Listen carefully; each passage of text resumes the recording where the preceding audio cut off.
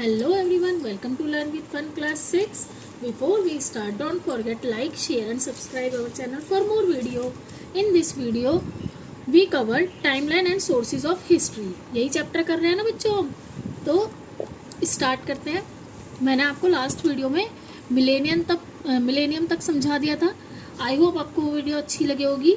अगर अच्छी लगी है तो लाइक भी कीजिए, और अगर आपने नहीं देखी तो मेरे यूट्यूब चैनल पे आपको मिल जाएगी. ठीक है, तो आगे से स्टार्ट करते हैं. देखिए, in the timeline given on page number 62 and 63 figure 4.3 you mark the beginning of 8th millennium BCE. बस ठीक है, तो इसमें आपको कुछ नहीं करना.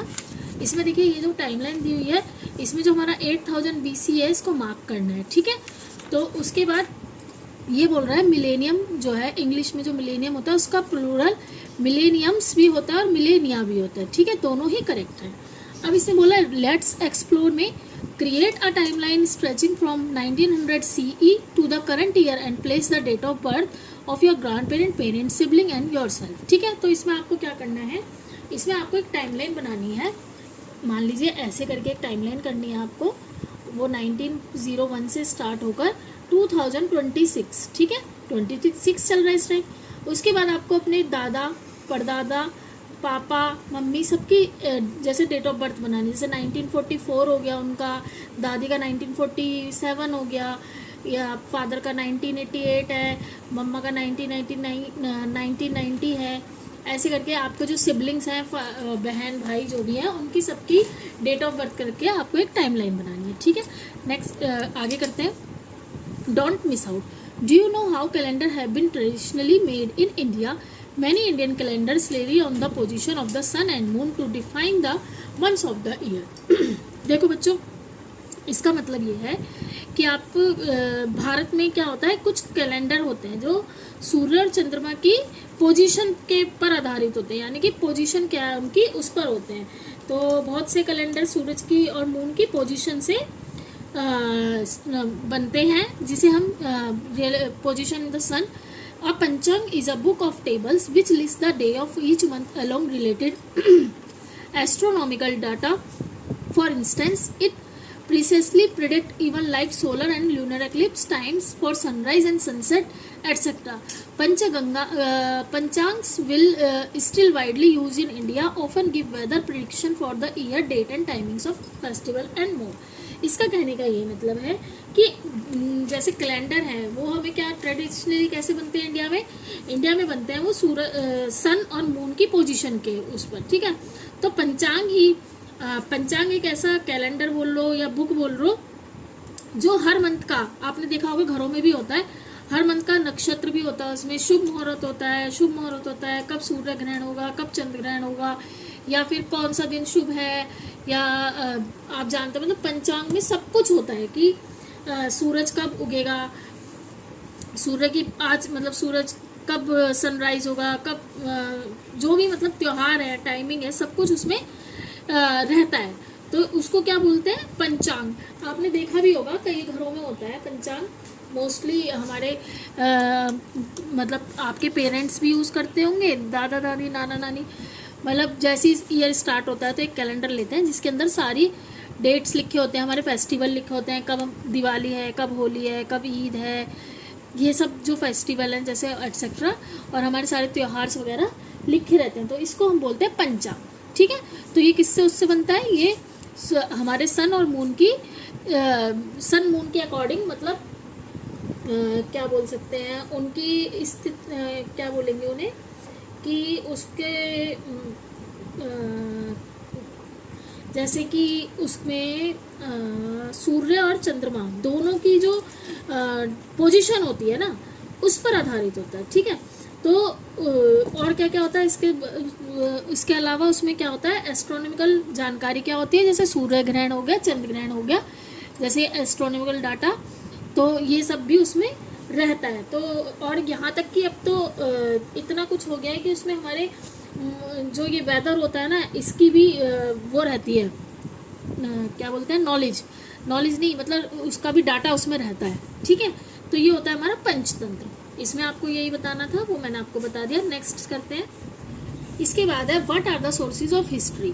इसमें पहला है let's explore, can you collect information about at least 3 generation of your family on your mother and father side, यानी कि आपको अपने माता पिता, अपने परिवार की कम से कम 3 पीढ़ियाँ, जैसे कि आपके माता पिता हो गए, आप हो गए और आपके दादा दादी हो गए, तो आपको अपने माता के भी साथ के साथ, यानी कि दादा दादी, नाना नानी, परदादा परदादी, इनको भी हम इसमें कर सकते हैं और एक फैमिली ट्री बनाना है। ठीक है, तो उसमें आपको क्या करना है, create a family tree with your parents, grand parents and great grand parents, यानी कि आपके पेरेंट्स, ग्रैंड पेरेंट्स, नाना नानी, दादा दादी और ग्रेट ग्रैंड पेरेंट्स जो उनके भी, मतलब आपके परदादा दादी बोलते हैं उन्हें। फाइंड आउट दियर नेम, उनके नाम लिखने हैं, वो कैसे रहते थे, उनका जन्म कहाँ हुआ था।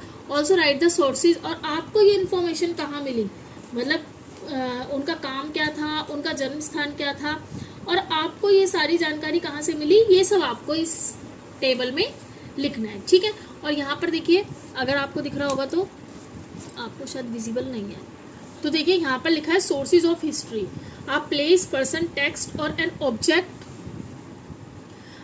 Object from which we gather information about some past event और पीरियड, यानी कि इसका मतलब है सोर्सेज। अब प्लेस या तो हमें किससे मिलता है, किसी व्यक्ति से मिल सकता है, किसी वस्तु से मिल सकता है, किसी पार्ट से मिल सकता है, जिससे हमें क्या मिलेगा, हमें कोई जानकारी मिले, उसको बोलते हैं सोर्सेज ऑफ हिस्ट्री। ठीक है, तो उसके बाद आपको ये सब लिखना है।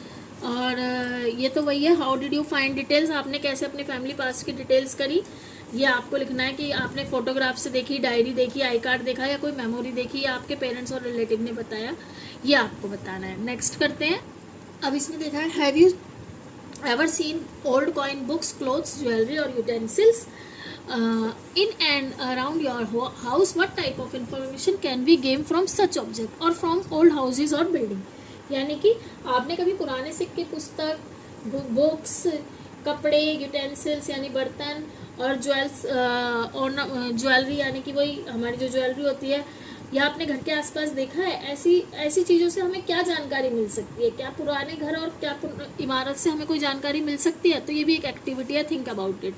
इसके बाद एवरी ऑब्जेक्ट और structure tell a story and is like a piece in jigsaw puzzle.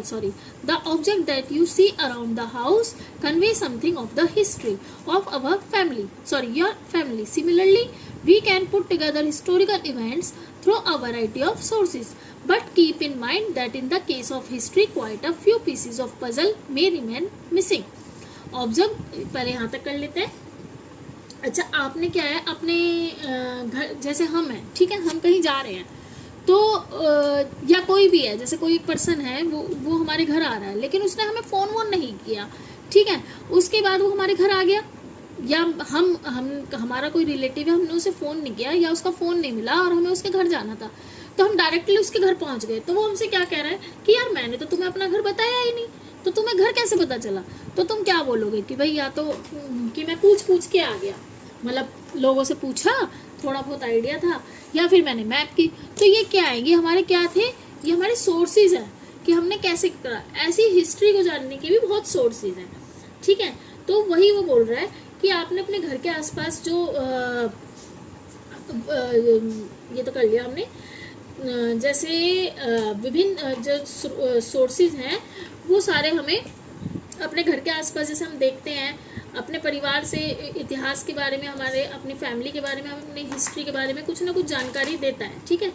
जैसे कि जिक्सॉ पजल होती है, वो क्या होती है, एक टुकड़े की तरह होती है, आपको क्या करना होता है, टुकड़ों को जोड़ना होता है, लास्ट में आके आपको सॉल्यूशन मिल जाता है कि चाहे वो किसी एनिमल का फेस हो या किसी का भी हो, तो क्या होता है, वो पहुंच जाता है, तो उसको बोलते हैं जिक्सॉ पजल से पता करके हम जोड़कर उसको सॉल्व तो कर लेते हैं। ऐसे ही एवरी स्ट्रक्चर और ऑब्जेक्ट हमें बताने की कोशिश करता है कि इसके पीछे की कहानी क्या है, ठीक है। जैसे हमने कोई ऑब्जेक्ट है, घर के बाहर, घर के अंदर देखकर पता कर सकते हैं, उसको देखकर हम पता कर सकते हैं भाई इसकी हिस्ट्री क्या है, पुरानी चीज़ देखकर समझ आ जाता है, तो मीन्स घर के अंदर भी ऐसे कुछ ऑब्जेक्ट होते हैं, उनसे भी हमें पता चलता है, कुछ इवेंट्स होंगे साथ में तो पता चलेगा, तो इससे क्या होता है, हमारी हिस्ट्री का हमें पता चल जाता है। तो जिक्सॉ को तो हम सॉल्व कर लेंगे, लेकिन हिस्ट्री की बात करें ना, तो हिस्ट्री में अगर कुछ मिस रह गया तो फिर उसको थोड़ा सा वो टिपिकल हो जाता है, तो हिस्ट्री में तो ऐसा बिल्कुल भी नहीं हो सकता।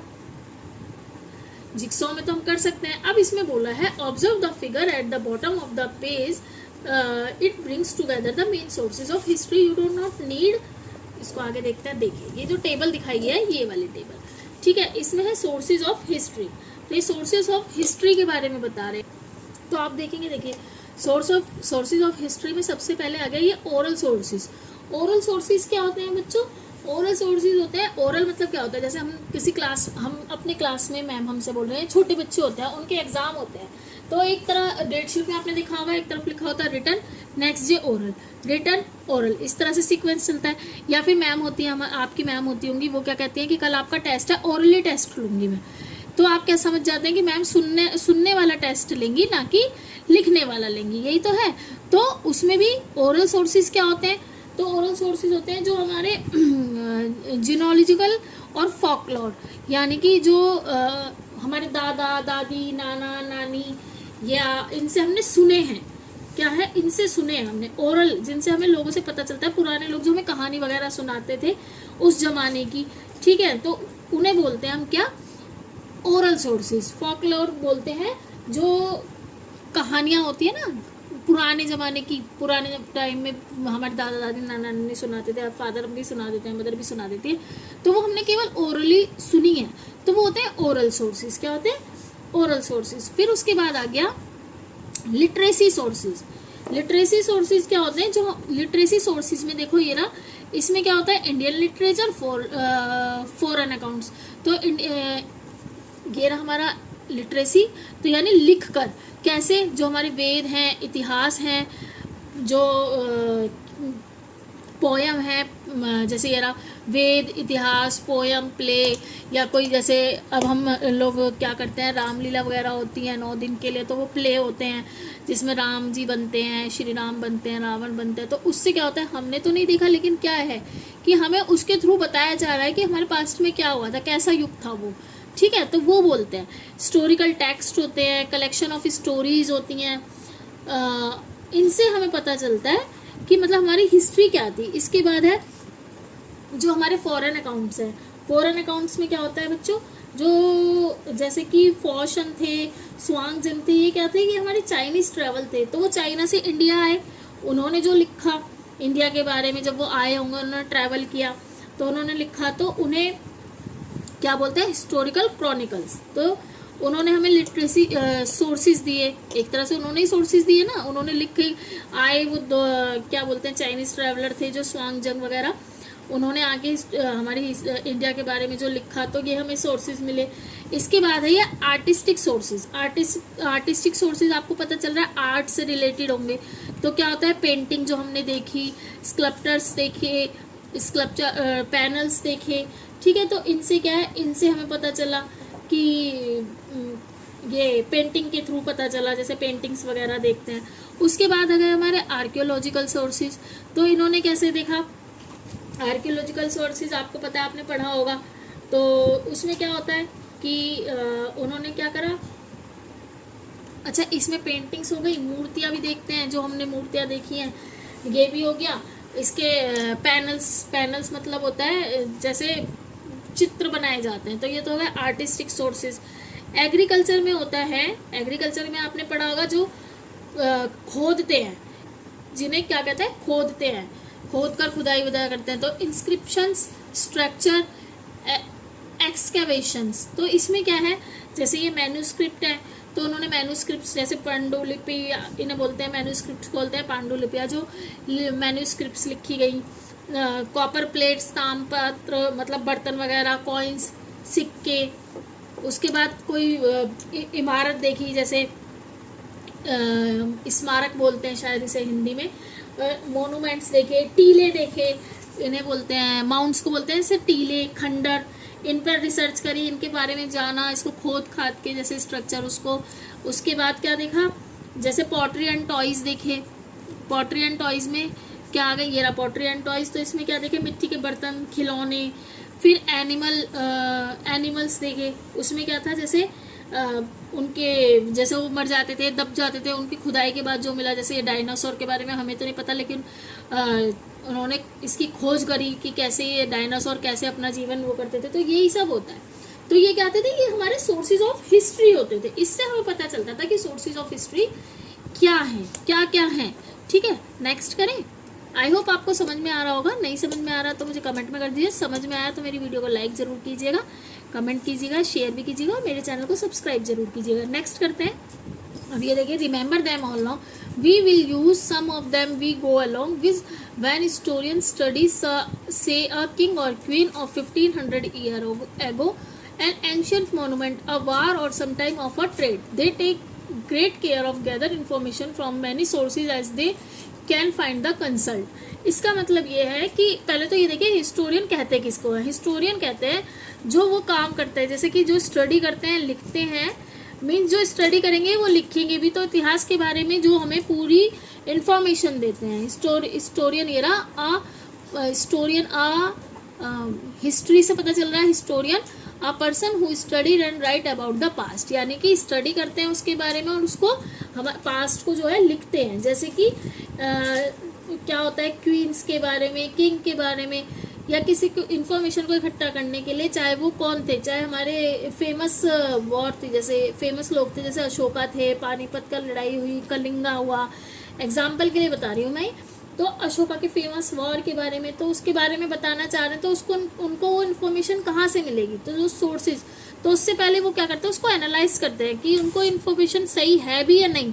तो एक तरह से ये बोला जा रहा है कि पहले वो इन्फॉर्मेशन इकट्ठी करते हैं, जैसे उन्होंने कहीं से करी, 5 या 6 इन्फॉर्मेशन कलेक्ट करी, उसके बाद वो सबको मैच भी करके देखते हैं। ठीक है, कंसल्ट करते हैं, बहुत सोर्सेज लगाते हैं। बिल्कुल इजी नहीं है हिस्टोरियन का काम, क्योंकि अगर उनकी एक गलत इन्फॉर्मेशन से हमारी पूरी हिस्ट्री ही गलत हो जाएगी। तो बहुत ही रिस्पॉन्सिबल का काम है, तो वो किसी के पास गलत इन्फॉर्मेशन ना पहुंचा सके, तो इसके लिए उनको बहुत ज़्यादा मेहनत करनी पड़ती है, बहुत ज़्यादा ध्यान रखना पड़ता है। ठीक है, sometime the sources confirm each other, जब वो पूरा कन्फर्म कर लेते हैं उसके बाद वो हिस्ट्री को लिखते हैं कि हिस्ट्री क्या है, तब हम लोगों के पास वो हिस्ट्री पहुंचती है। अदरवाइज अगर उन्होंने कोई भी गलत इन्फॉर्मेशन दे दी तो वो बिल्कुल ख़राब हो जाएगी। ठीक है, तो ठीक है, इसमें यही बताया है कि वो जैसे कि एक हिस्टोरियन होता है, उसको क्या करना होता है, राजा रानी का सारा कुछ करना होता है, उनसे जो युद्ध मैंने आपको बताया, तो उसको वो ऐसे नहीं कर सकते। जैसे जिक्सॉ पजल के इसमें भी यही एग्जांपल दिया है, जैसे जिक्सॉ पजल होता है, उसके जो हमें पीसीस दिए होते हैं। ठीक है, जब वो आपस में मिलेंगे तो क्या होता है, तभी तो वो एक दूसरे से मतलब एक तरह से सॉल्व हो जाएगी ना जिक्सॉ पजल। तो उसी तरह से हिस्टोरियंस क्या करते हैं, वो जानकारी पूरी, उसकी इन्फॉर्मेशन निकालते हैं हमारी हिस्ट्री के बारे में। फिर उसके बाद उनको क्या करना होता है, उनको ये देखना पड़ता है कि किस पर ज़्यादा विश्वास किया जा सके। ठीक है, किस पर ज़्यादा पढ़ाई, मतलब फिर वो उसको इतिहास में लिखते हैं। ठीक है, तो उसमें यही बताया, जैसे कि आप क्लास में गए, ठीक है, आज आपका कोई भी मान लीजिए टेस्ट है, तो आपकी क्लास में कितने हैं, 35 स्टूडेंट हैं, जिसमें से मान लीजिए 30 स्टूडेंट कह रहे हैं कि आज मैम आई हैं और 5 स्टूडेंट कह रहे हैं नहीं आई। तो आप किस पे विश्वास करेंगे? आप उन्हीं पे तो विश्वास करेंगे जो ज़्यादा बच्चे कह रहे हैं। तो उसी तरह से उन्हें पहले हिस्ट्री जानने के लिए हिस्ट्री को बहुत अच्छे से देखना पड़ता है, उसके बाद उसको मतलब जोड़ कर देखना पड़ता है ये मैच हो रही है या नहीं। उसके बाद वो कुछ कहते हैं, उसके बाद हमारी हिस्ट्री में वो उसको नोट डाउन करते हैं, तो उन्हें बोलते हैं हिस्टोरियन। तो ये काम इतना इजी नहीं है, बहुत ही टफ काम है।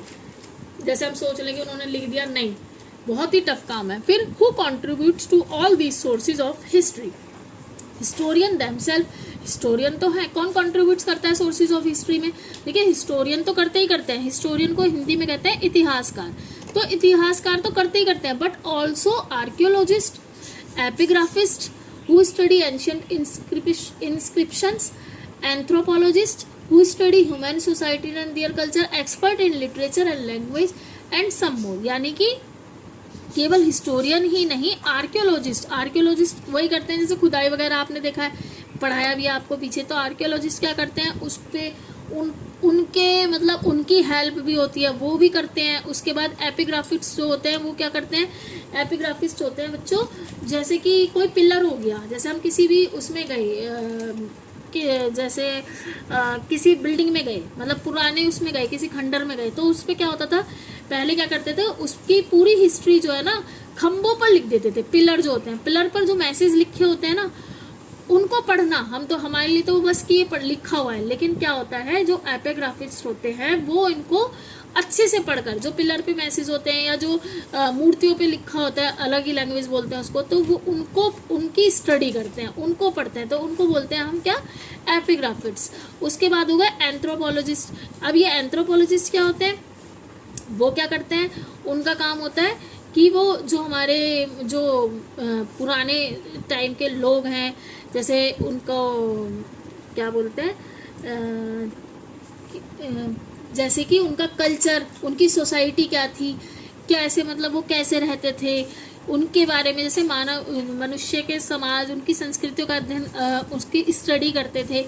ठीक है, तो उस इन लोगों का भी बहुत वो है, मतलब बहुत योगदान है। इसके साथ साथ एक्सपर्ट इन लिटरेचर, यानी कि जो हमारे एक्सपर्ट इन लिटरेचर, जो भाषा, जो हमारी लैंग्वेज के विशेषज्ञ और विद्वान, इनका भी बहुत योगदान है। मतलब अकेले हिस्टोरियन ही नहीं, इन सब का भी बहुत ज़्यादा इसमें क्या बोल सकते हैं, कॉन्ट्रीब्यूट्स है, मतलब पूरा इनका भी रोल है इसमें। In addition in the last 50 year or so scientific studies have been contributing more and more to the reconstruction of the past. For example, study of ancient climates, chemical study of excavated material and study of the genetic of ancient people have provided fresh insight which supplement the more usual sources। यानी कि जो हमारे 50 साल लगभग बोल रहा है वो, लगभग 50 साल में जो हमारे वैज्ञानिकों ने उस पर स्टडी करी, उनका जो हमारे अतीत है, हिस्ट्री है, उसका दोबारा से क्या करा, रिकंस्ट्रक्ट करा, तो उसका उनका भी पूरा वो होता है। जैसे कि उन्होंने क्या करा, एग्जाम्पल के लिए वहाँ का क्लाइमेट यानी जलवायु जो है, ठीक है, और उसका रासायनिक परीक्षण करा, यानी कि केमिकल स्टडी करी। For example, study of ancient climate, जो पुराने स्टडी भी की होगी, मान लीजिए जैसे आइस एज है, आइस एज की स्टडी करी होगी कि ये कैसे, जब बताया इसमें आइस एज के बारे में भी बताया, तो वो कैसे फिर नॉर्मल टेम्परेचर हुआ, पुराने लोग कैसे उसको जेनेटिक स्टडी की होगी, क्या क्या बदलाव आए होंगे, उसमें हेल्प करें। जैसे कि आप मान लीजिए आप हैं, ठीक है, तो आपकी फेस या तो आपके फादर से मिलता है या आपकी मदर से मिलता है, या फिर आप है, आपका रंग फेयर है, आपकी मदर का कलर भी फेयर है, आपकी नानी का कलर भी फेयर है, तो क्या बोलते हैं कि ये अपनी मम्मी के उसमें गया है, तो क्या हो गया, जेनेटिक हो गया, ये तो जेनेटिक है। ठीक है, या फिर कोई भी बर्थ मार्क हो गया, जो आपके भी है, आपकी मम्मी के भी है, आपके नानी के भी है या दादी के भी है, तो ये भी बोल सकते हैं। तो ये होता है हमारा जेनेटिक। तो इसके बारे में पता चलता है, इसकी पूरी स्टडी भी करते हैं। ठीक है, तो उसमें वो भी हमारी हेल्प कर रहे हैं। आगे है ancient world provide ancient science which supplement, ये तो पढ़ा दिया। And when historian study recent history usually mean the last 2 or 3 centuries, यानी कि जो हमारी लास्ट वो है, जैसे 50 साल मान लिया, तो उसमें क्या करते हैं, उसमें हमारे जेनेटिक संबंधी अध्ययन से हमें नई जानकारियाँ प्राप्त करते हैं। और जो हमारे हिस्टोरियंस होते हैं, इतिहासकार होते हैं, वो क्या करते हैं, पिछले 2 या 3 शताब्दियों के, जैसे कि 2 या 3 study of the recent history, या 2 या 3 जो हमारी सेंचुरी होती है उसके बारे में अध्ययन करते हैं। वो उनका महत्वपूर्ण वो किससे करते हैं, जैसे हमारे क्या हो गए, न्यूज़पेपर हो गए, उनका उपयोग करते हैं, या फिर डिकेड क्या बोल रहे हैं, लास्ट फ्यू डिकेड्स, हाँ डिकेड्स, यानी कि पिछले डिकेड्स यानी 10 साल के इतिहास का क्या करते हैं, जैसे टेलीविज़न, इंटरनेट, इनसे अपनी जानकारी प्राप्त कर सकते हैं। तो यहाँ तक हमने पढ़ लिया। अब इसके बाद लेट्स एक्सप्लोर, और जो नेक्स्ट टॉपिक है, आई थिंक देखते हैं नेक्स्ट टॉपिक क्या है, the beginning of human history. ये काफ़ी इंटरेस्टिंग होगा। तो आज हमने यहाँ तक कवर कर लिया। आई होप आपको सब कुछ समझ में आया हो। अच्छा, एक रह गया, ये जेनेटिक्स कहते हैं किसे, जेनेटिक्स कहते हैं जो हमारी द ब्रांच ऑफ बायोलॉजी की ब्रांच है, जो स्टडी करती है किसके बारे में, जैसे मैंने आपको बताया हाउ इन प्लांट्स, जैसे माता पिता के गुण, that study how in plants animal humans, वही जो मैंने बताया, जैसे किसी जेनेटिक में सबकी ब्लू आइज हो गई तो बालों का रंग, या फिर हाइट हो गई। ठीक है, बच्चों में कैसे आते हैं, तो ये कैसे जेनेटिक कैसे आगे बढ़ते हैं उनका अध्ययन करते हैं, उन्हें बोलते हैं जेनेटिक्स। ठीक है, तो यहाँ तक हमारा कंप्लीट हो गया है, कंसल्टेंट तक। अब इसके आगे हम नेक्स्ट वीडियो में कवर करेंगे। आई होप आपको सब कुछ समझ में आया होगा। अगर आपको मेरी वीडियो अच्छी लगी तो कमेंट कीजिएगा, लाइक कीजिएगा, शेयर कीजिएगा, ठीक है। और मेरे चैनल को सब्सक्राइब जरूर कीजिएगा। Bye everyone, bye.